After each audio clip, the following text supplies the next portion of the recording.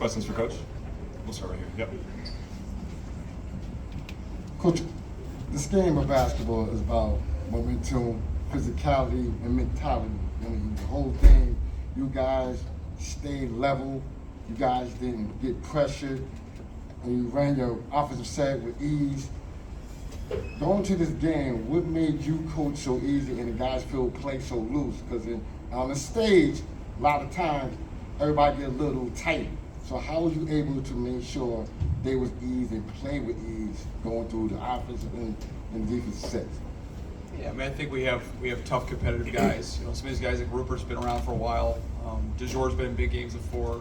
You know, Adams in New York City point guard been challenging, played at a high level before. So all these guys. I mean, listen, Manhattan has the same kind of guys too. I mean, they're tough and competitive in the same way too. So I thought our guys just really, we've just gotten better. I give them a lot of credit. You know, and we talked about at one point in the year, I remember like, you know, our record was like 3-10 or 3-11, and like it would have been easy to fold and easy to fall apart. We've been very together the last 2 months, and I'm really proud of that. Like the things that they talk about, I mean, it makes you feel good. Like they play with confidence. Like, oh, you can't win these kind of games unless you play with confidence. I thought our confidence, we kind of missed some shots early on, and you can see Adam start to question him. He's got to play with unbelievable confidence. Those guys took 40 shots, like shoot, you know. And I love that. So I thought Fed got us off to a great start with his physicality, and they're really good kids. They really are. They're good kids, and you know, we took a lot of crap at the start of the year. You know, it's probably my fault for the schedule we played, and I probably should have done a better job of that. So, but I think the losses and the adversity and the grind has made us better. And then we had to figure out this team a little bit too. You know, that's part of when you have 13 new guys. You got to figure out who plays well together. How do you play? We stopped pressing. You know. So that's, you know, more of a half-court defense, more of a grinded out way, and that's been good for us. We played Rupert and Yafet together tonight, the two bigs together, which was more physical, obviously. Jalen Barr's a physical kid. He's playing on like one knee. He's got a bad knee. He I mean, he dove for a loose ball. It was like 10 minutes to go. Out of timeout, there's a loose ball. He dove for it, got Yafet a dunk, and I was a little worried. Yafet thought it hung on the rim.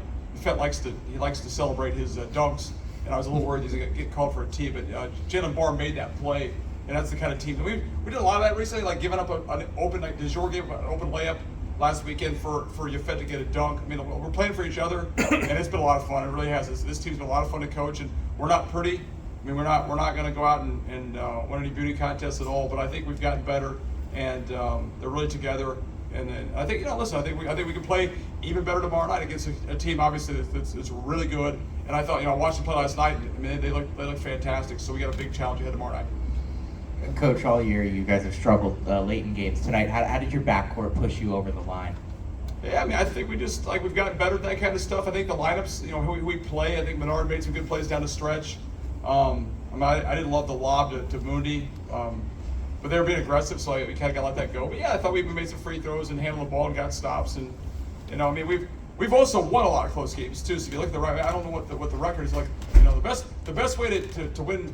The best way is to avoid the close games, right? To win by 8 or 10 or 12 points, right? You get down to a 2-point game, anything can happen. So I thought we were able to get it to 8 or 10, where there was a little bit of comfort level there at one point. But it's never too comfortable. But you know, I thought our guys handled the pressure well, handled the ball well, and got some big rebounds, big stops.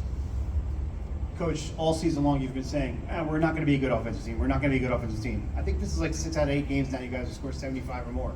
Are you starting to become a good offensive team? I don't want to jinx ourselves here, guy. We don't want to do that. We'll probably score 25 tomorrow night. So we are, I don't know how many assists we had tonight. We are sharing the ball better. I mean, listen, a month and a half ago we made some changes and we started playing. You know, Menard and Junger's have played more of a role for us. So there's more guys out there who can make plays, and guys are feeling more comfortable. And Yafet's a weapon. Yafet has become a weapon the last 6 weeks. So that's been great. You know, but yeah, we're starting to play better offensively. I don't want to listen. There's times that, you know, I'm afraid to say anything, so hopefully we can play well tomorrow on offense. But it's our defense, our rebounding, our toughness has to.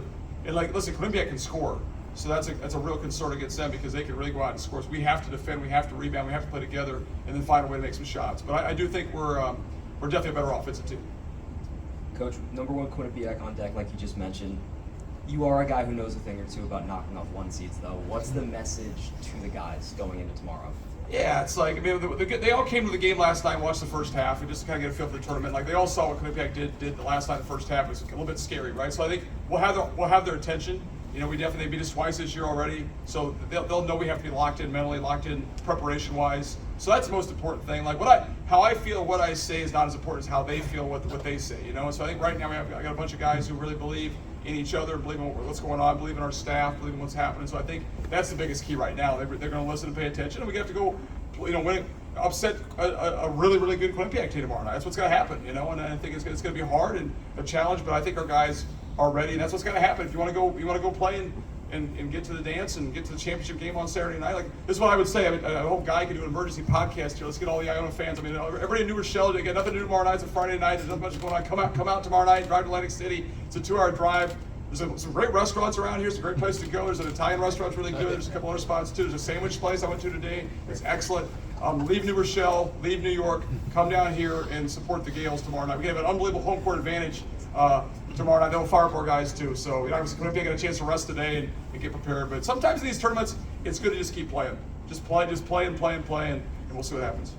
Coach, you got a lot of guys that are fasting for Ramadan. When you see them give the performances that they did today, how inspiring is that for you as a coach? Pretty impressive, right? I mean, they came in drinks. I love the Sacred Heart game last Saturday. I went to Day at halftime, and I said, Day, you all right? Because we were playing him a lot of minutes. We played Adam a lot of minutes. He's going to role play big minutes. And I said, Day, how you doing? He said, man, I'm really thirsty. And I'm like, God, just take a drink, right? God will forgive you for that. The health wise, but listen, you got to admire their, how loyal they are, how disciplined they are, right? And they're really good kids, and so I think we actually have a director of Ramadan. Mohammed is our assistant trainer who's traveling with us, and he's excellent.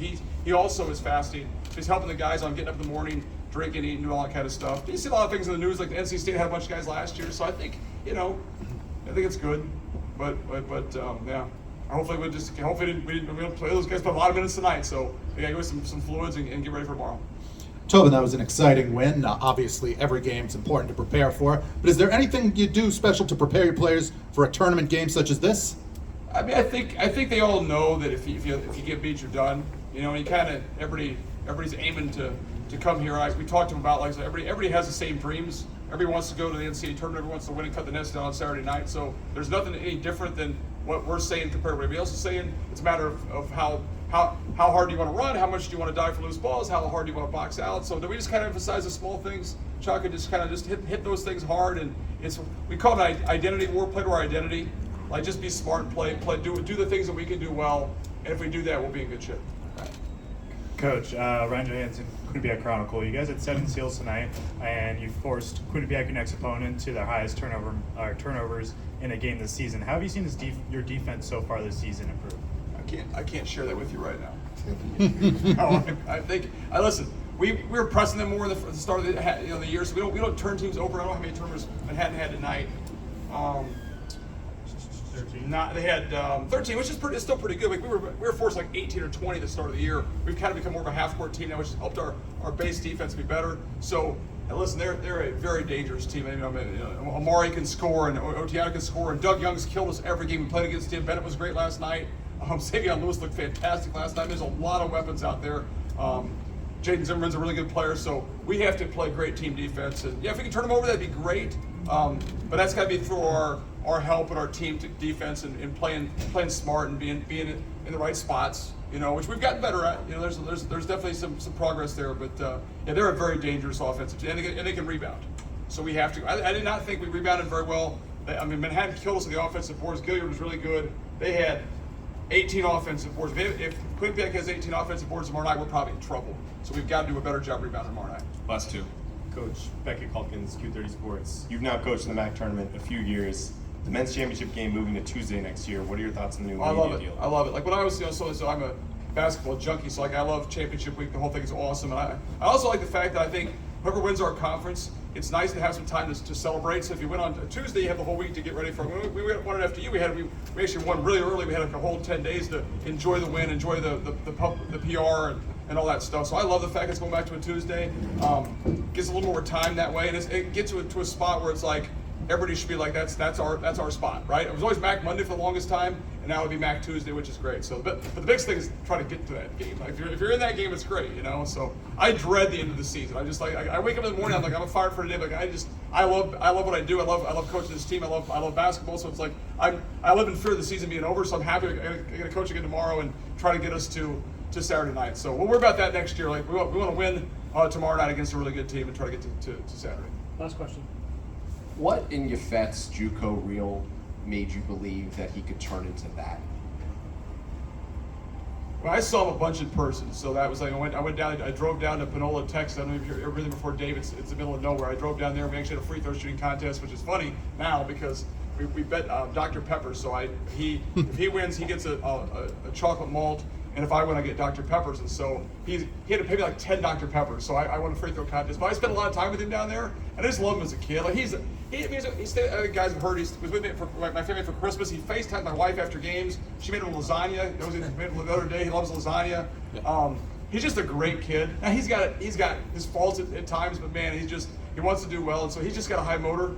You know, he gets very emotional sometimes. Like you can see that if he gets down on himself or whatever, then he struggles. But he's just gotten better and better. He listens. He wants to be good. He shoots 100 free throws every night.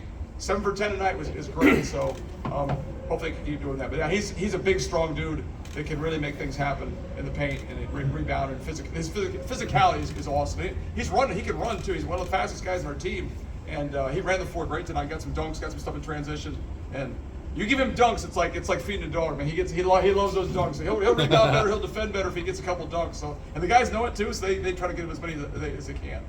It's awesome. Thanks, Coach. Thanks All for right, your thanks time. guys. Thank you.